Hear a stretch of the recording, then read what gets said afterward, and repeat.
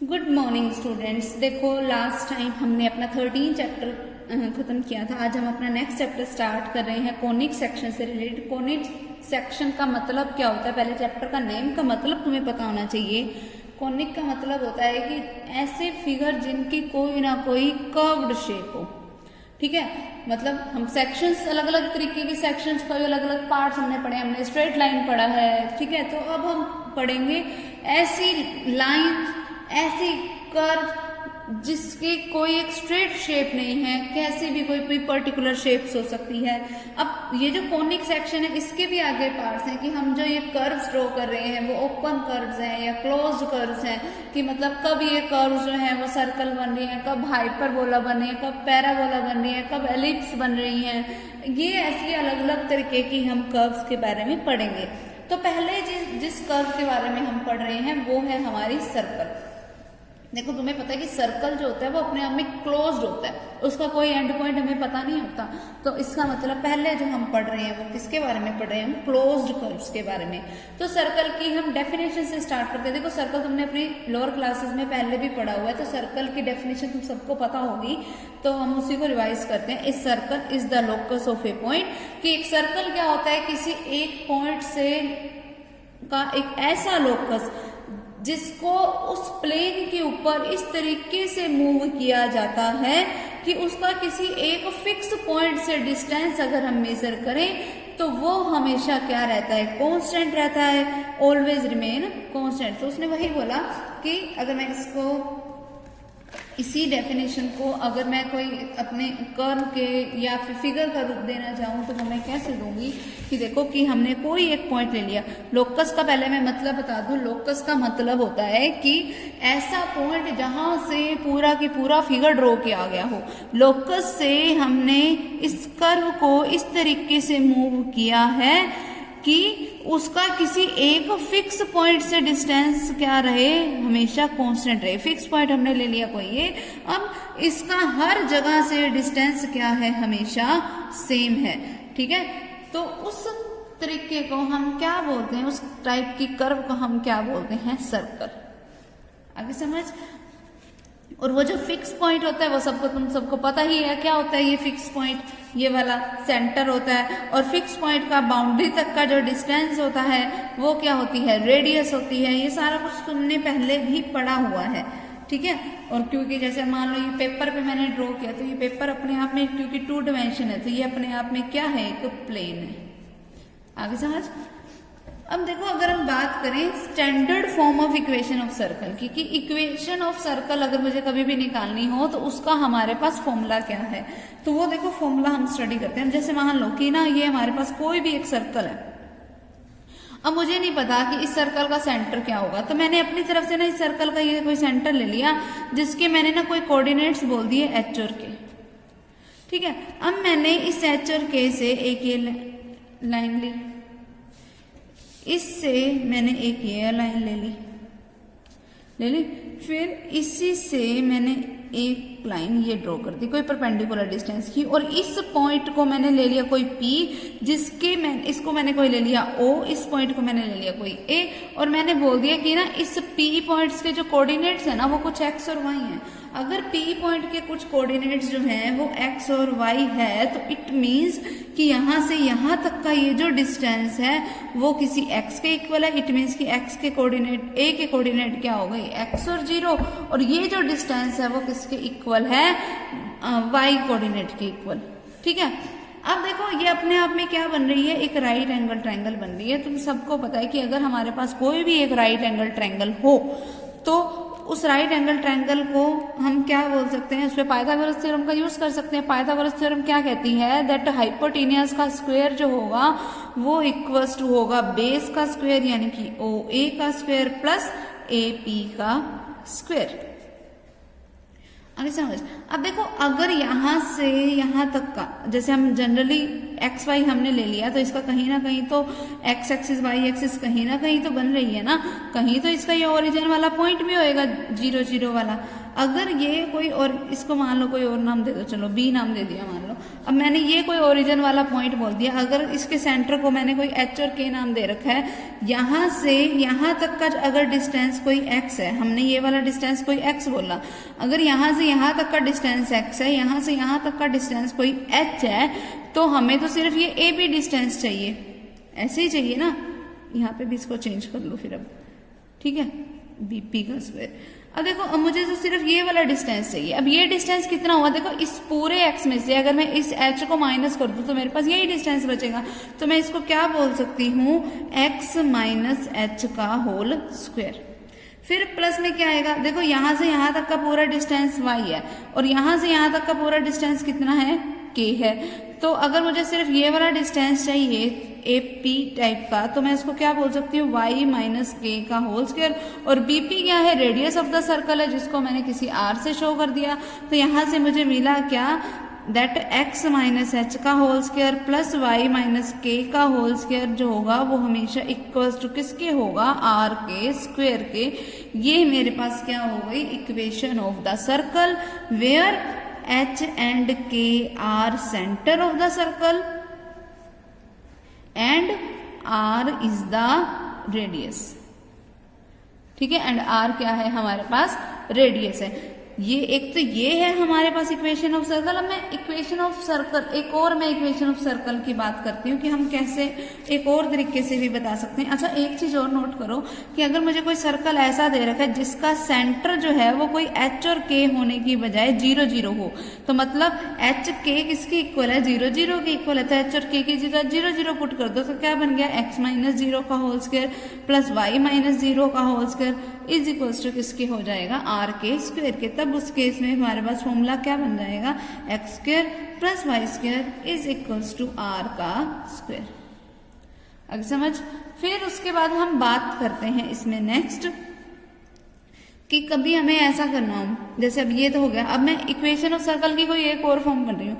देखो अगर मैं इसको खोल लूँ तो क्या बनेगा, एक्स का स्क्वायर a माइनस बी के होल स्क्वायर का फॉर्मूला लगाया, प्लस का h का स्क्वायर, फिर माइनस का 2xh, फिर प्लस में इसको खोल दो, क्या बनेगा, y स्क्वायर प्लस में k का स्क्वायर, फिर माइनस का 2ky इज इक्वल्स टू किसके हैं, r के स्क्वायर के,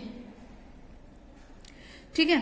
अब मैंने ये बोल दिया, अब मैं इसको और क्या लिख सकती हूँ, देखो एक्स स्क्वायर फिर प्लस वाई स्क्वायर माइनस का 2xh माइनस का 2ky प्लस का h स्क्वायर प्लस का k square is equals to क्या है, r का स्क्वायर, ठीक।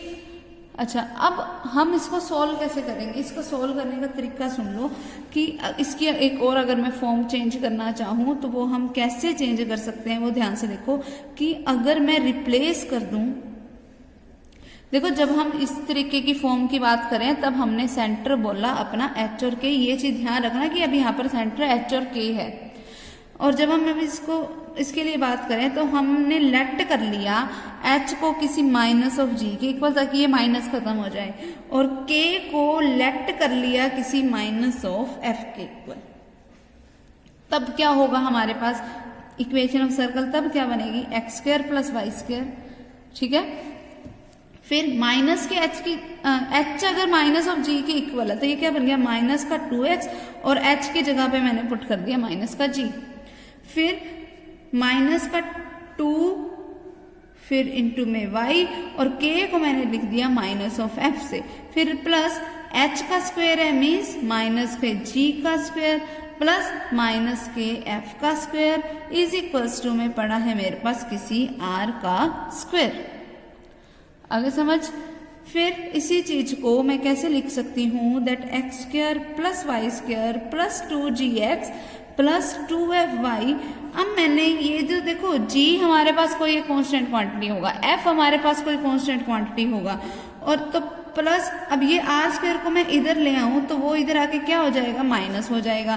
तो प्लस में क्या बन गया, g square plus f square minus का r square is equals to 0, ठीक है। अब देखो ये एक कांस्टेंट क्वांटिटी, ये कांस्टेंट क्वांटिटी है, रेडियस एक कांस्टेंट क्वांटिटी है, तो g square plus f square मैंने लेट कर लिया that g square plus f square minus का r स्क्वायर जो है ना वो किसी कांस्टेंट c के इक्वल है।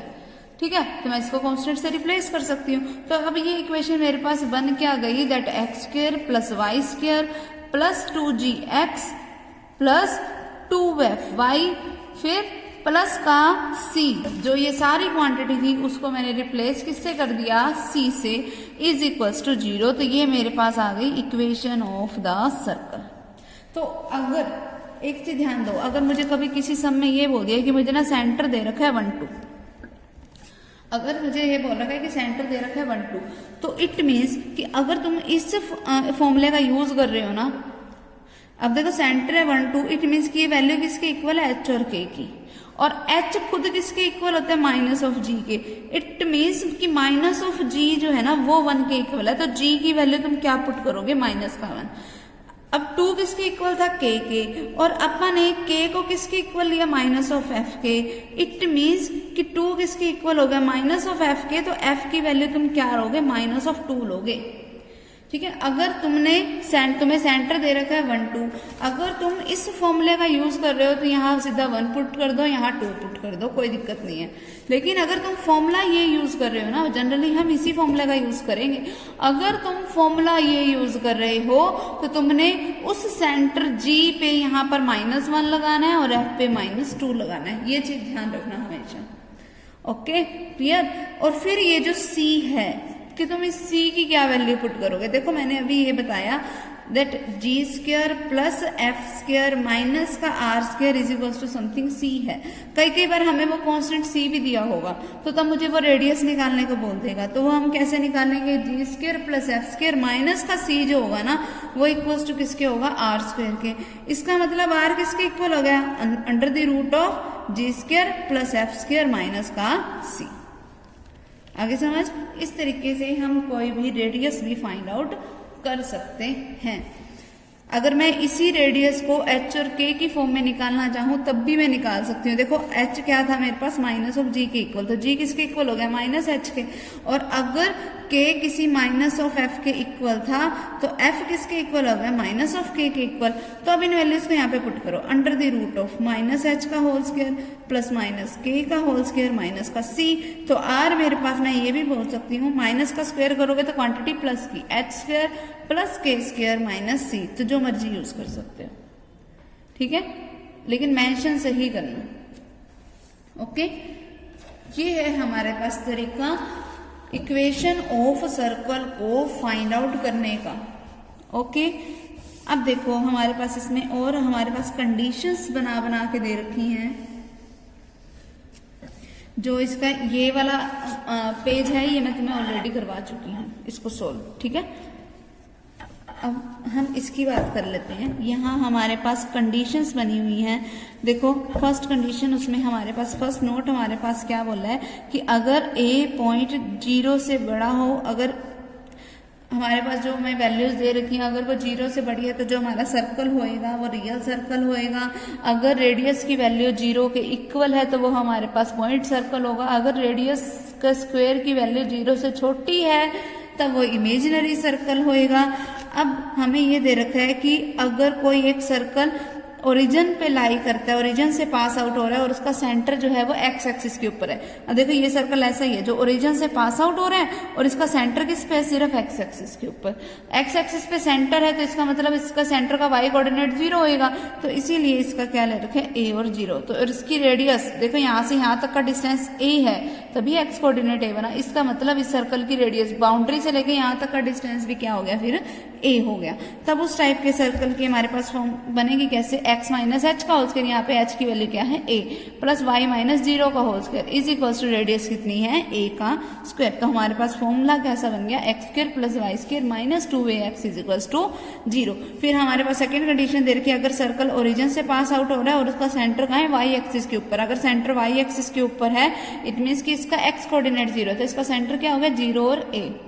ठीक है, तो इसकी हमारे पास फॉर्म कैसी बन जाएगी, ऐसी, h की जगह 0 पुट कर दो और k की जगह पे a पुट कर दो। तो x माइनस 0 का whole square plus y minus a का whole square is equals to a का स्क्वायर। तो क्या बन गया, x square plus y square minus का 2ay इज इक्वल्स टू 0। ठीक है, अब देखो नेक्स्ट ये मैं तुम्हें साथ के साथ तुम्हें बताऊंगी, ऐसे ही ना समझ नहीं आएगा, कंफ्यूज हो जाओगे। साथ के साथ करेंगे तब हम बाकी तुम्हें बताएंगे। ओके, अब देखो नेक्स्ट आता है हमारे पास, हम इसके सम कर लेते हैं, सम समझ आ जाएंगे तुम्हें। देखो फर्स्ट सम क्या है हमारे पास, इसमें 19 सम है इस एक्सरसाइज के, सारे अलग अलग होंगे मोस्टली, ध्यान से करना इसके सम को। Find the centre and radius of each of these circles, हमें सेंटर और रेडियस निकालनी है इन सर्कल्स की। कैसे सर्कल्स हैं ये देखो, सबसे पहला सर्कल मुझे दे रखा है x square plus y square is equals to 25। देखो इसको मैं लिख सकती हूँ एक्स माइनस 0 का whole square plus y minus 0 का whole square is equals to 5 का स्क्वायर। अब अगर मैं इसको जनरल फॉर्म से कंपेयर करूँ, जनरल फॉर्म क्या थी, एक्स माइनस एच का whole square plus y minus k का whole square is equals to r square. It means कि एच की वैल्यू भी 0 हो गई, के की वैल्यू 0 है, आर की वैल्यू क्या है 5 है।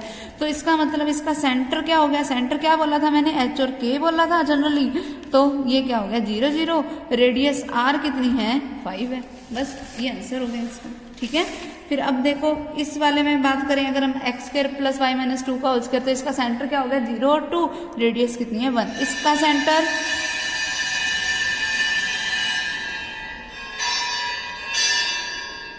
सेंटर क्या हो गया 3 0, रेडियस कितनी है 2। अब अगला ये वाला सम देखो क्या दे रखा है हमें, x square plus y square plus 8x plus 10y minus 8 is equals to 0। अगर मुझे इस फॉर्म की सेंटर और रेडियस निकालनी है, अब देखो जनरल फॉर्म क्या होती है, that x square plus y square plus 2gx plus 2fy plus c is equals to 0। अगर अब मैं इनका कंपैरिजन करूँ तो मेरे पास 2g की वैल्यू है 8, 2f की वैल्यू क्या है 10 है, तो g मेरे पास क्या हो गया 4, f क्या हो गया 10 और c की वैल्यू क्या है माइनस का 8। ये है। अब सेंटर क्या होता है h और k, और h और k के इक्वल है, और h की वैल्यू क्या होती है माइनस g और माइनस f। या मैं सीधा ये भी बोल सकती हूँ कि मैं अब सेंटर को सीधा याद ही यही रख लूँ, माइनस g और माइनस f, वो तुम्हारी मर्जी है। ठीक है, तो सेंटर क्या होगा इसका माइनस का 4 और माइनस का 5। अब मुझे रेडियस निकालनी है, आर निकालने का तरीका क्या है, g का स्क्वायर प्लस f का स्क्वायर माइनस का c। तो under the root of g का स्क्वायर मीन्स 4 का स्क्वायर 16, f का स्क्वायर मीन्स 25, माइनस में क्या आएगा माइनस का 8, तो माइनस माइनस प्लस का 8। अब इसको सोल्व कर लो, वो हमारे पास क्या आ जाएगी रेडियस। ठीक है, इस तरीके से हमें ये सारे सम करने हैं।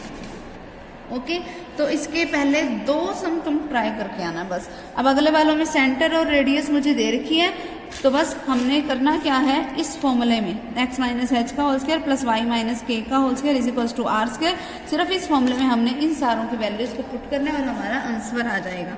ठीक है, तो ये पहले 2 सम हमने करने हैं। अब देखो हमने ना प्रोजेक्ट बनाने हैं भाई हमारे, तो वो प्रोजेक्ट हमने बनाने कैसे हैं वो मैं तुम्हें बता देती हूँ। देखो क्या कैसे बनाना है प्रोजेक्ट, कि फर्स्ट हमने जो टॉपिक हमने लिखने हैं, इसमें हमारे पास कई अलग अलग टॉपिक हैं। तो फर्स्ट टॉपिक हमने लिखने किसी एक मैथमेटिशियन के ऊपर, अप्रोक्स 2 पेजेस का हम वो टॉपिक बनाएंगे। किसी भी एक मैथमेटिशियन को ले लेना, ठीक है, उसके ऊपर हमने नोट्स लिखना है कि उसने कब क्या क्या किया, और फिर उसकी एक कलर्ड पिक्चर तुमने लगानी है जो हमारा वाइट वाला पेज होगा उसके ऊपर।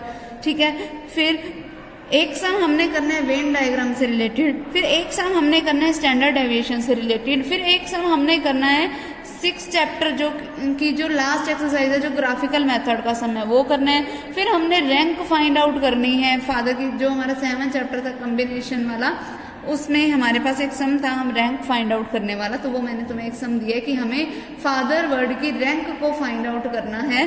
फिर उसके बाद जो हमने नेक्स्ट सम इसमें करना है, हमने 16th सम करना है ऑफ एक्सरसाइज 9.3।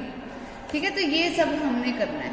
ओके, इसका प्रोजेक्ट बनाना 10 पेजेस मिनिमम है, एक्स्ट्रा जितने मर्जी। ठीक है, ओके।